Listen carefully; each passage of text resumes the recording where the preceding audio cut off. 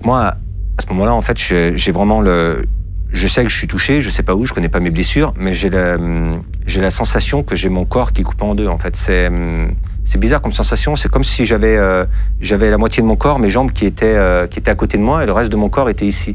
En fait, donc dans ma tête, je me dis, je connais la balistique, je me dis c'est pas possible. T'as pris une balle de revolver, une balle de 38, donc tu peux pas avoir ton corps qui est coupé en deux. Mais c'est vraiment la sensation que j'ai. Donc j'essaye de crier. Je pense que j'ai vraiment la sensation, enfin le sentiment que je vais mourir ici, quoi. Et moi, en fait, comme je suis tout seul, il y a le Brésilien qui est mort à côté de moi. Je me dis putain, j'ai pas envie de crever tout seul, quoi. À ce moment-là, je me dis il faut au moins qu'il y ait quelqu'un avec moi, tu vois. Donc j'essaye de crier au secours pour avertir mes camarades.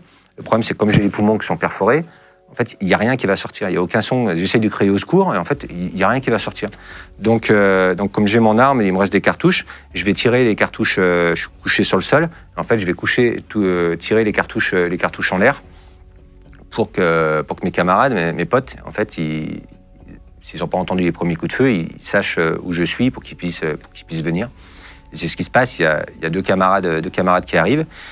Donc il y en a un rapidement qui prend le quad pour aller vers les militaires, parce que les militaires travaillent toujours avec un soutien médical. Donc il y avait une infirmière, Sabine, que je connais, qu'on avait l'habitude de travailler ensemble, et un médecin, donc il va les chercher. Et le deuxième, il reste avec moi.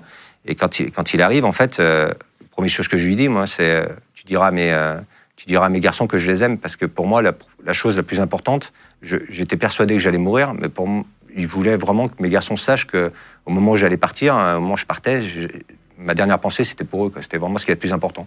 Donc, je répète sans arrêt de dire à mes garçons que je les aime. Je pensais que j'allais mourir vraiment, parce que je venais de prendre une balle, je me sentais faible, je sentais plus mon corps, j'avais du mal à respirer.